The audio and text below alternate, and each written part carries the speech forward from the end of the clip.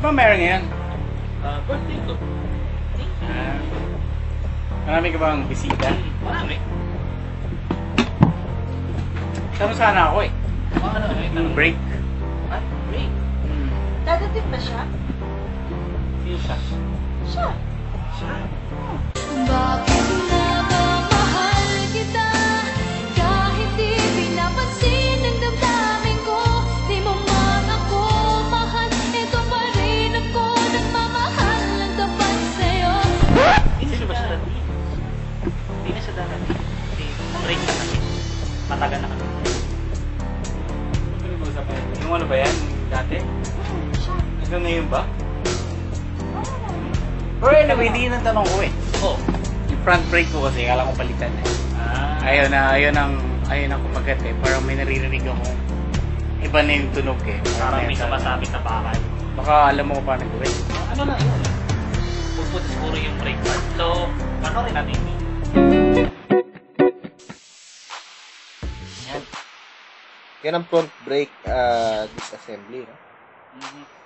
Yung mga tinuturo mo na yun. Yung bolt, Bolt. sa bracket. Yung sizes niya mga yan. 12, 10, 8. 12, 10, 8. Yung ko 18 plus eh. Anong first thing gagawin natin? Luwagan yung hanger. Pin-hanger. Pin hanger, luluwagan Kasi, siya. Yan mo Bakit? tatanggalin. Bakit kailangan mo luwagin yun? Kasi mahirap tanggalin. Mahirap luwagan niya kung hawak niya. Dahil yung pwersa, no? So, para may Pero play, madali. para Oo. may play yung dispad. So, tapos, kung naluwagan mo yun, Okay na. Pwede mo nang okay.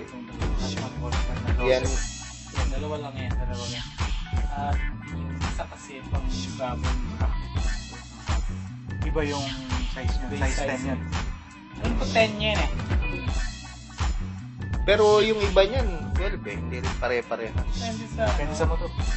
Depende. Pag malaki yung bike, malaki din yun. Meron ba nun? So, Yun, yan na yung bracket. Lagi natin ginagawa. Yung end ng bolt, laging kinakamay Finger natin. na. Then, tapos, ito, niluwagan yung Yung support ng hose. support ng hose. So, yun. Ganun lang kasimple. Oh. Maganda talaga pag kinakamay. Maganda, para lang.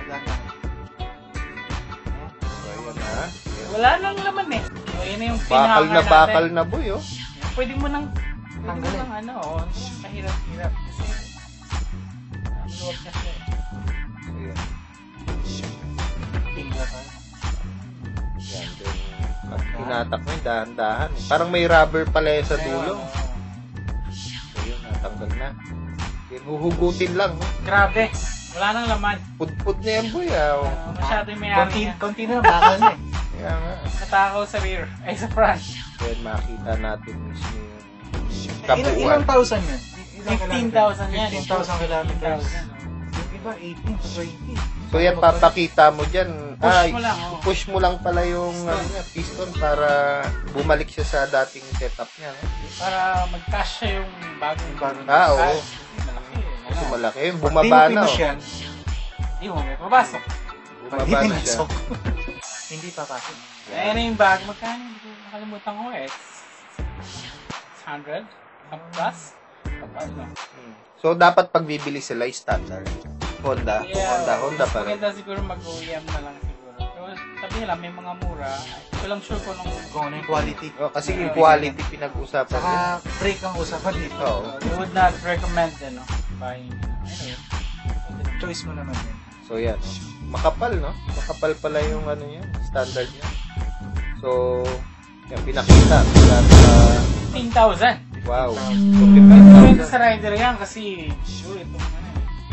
Yung bracket. Yan yung bracket. Make sure na gumagalaw yan sa boot. Oo, kasi yung iba niyan, stock up eh. Naranasan ko yun, yung kabilang side, stock Yung up. mga butas, sa boot, yan. Ipalitan na lang. So, ganyan pala yan. Check. Ano naman yan? Yung spring. Tawag mo saan? Rattle spring? Oo, rattle spring yan. Yan Installation yung, niya? Pwede mo lang. Kumaga doon malalagay yung dalawang pad. para yung pad niya hindi siya naglalaro eh. So, yan yung purpose niya. So, ganun. So, reminder, no, pero nililinis talaga yan eh. Pagka ina-assemble. Release talaga. Kasi ako yung dumitin. Ang nakakapag-stock up yung dumi. So, better doon sa mga gagawa, lilinisin na rin. Tignan natin yung pin. Kulang yung dulo ng pad. So, ayun, oh. Ayun pala yung rubber nun. Nakita. Push mo lang yung pad. Para sumakto yung pin. Hindi yata yung hawak mo. Okay, medyo masikip lang siya pa. Pero ayan. So, Kamayin mo finger lang, tight Bren. lang muna, no? Finger tight. Maya natin lock. So, ganun yun. So, then, tapos Kung natin yan. papasok mo yung sa dish yan. Buka mo lang. Laging sa baba akong bisa. So, kailangan na yun. Buka mo. Doon para papasok kumasya. yung disc niya. Okay. Stock yan. So, Kasi yung i-slide iba, lang, yun no? ang problema dyan eh, di ba? Yung pasok eh. So, pag hindi mo na-push talaga yung piston, yun. So, hihirapan. Ayan, maluwag pa. Dapat siguro ilock natin. Yan. Nilagyan muna ng support. Hold. Ganun lang pala kadali yan. Grabe no, yung iba, ang mahal magpapalit yan. No? Oo, pero madali lang talaga. Madali lang pala. Wala mo yung matitipid mo. May Pag- dun pa magpapalit ka rin ng fluid. Pero for now, hindi pa naman. Pwede pang Hindi pa naman due ang fluid dito. Pag Mga 2 years ang DIY, fluid, so- makakatipid ka pala dyan. Pero di ba meron tayong ginagawa sa fluid? replace. Replace ng Replace. fluid. Kaya pwede parang hindi ka na mag-pump masyado. Gawin natin yan sa next, Next time. video. Abangan nyo yun. Masaya yun. Lock na natin. Huwag natin kalimutan i-lock yung hanger natin, yung pin hanger. Mamaya, no? Ano yan na, hindi yan masyadong maikit. Yung tamang higpit yan. Sa manual, may mga ano yan. Yan, then dyan na natin ilalak yung pinhanger. Okay ba lang? Yan, lock Hanggang na. sa bumaba yung oil. Ganun lang kadali.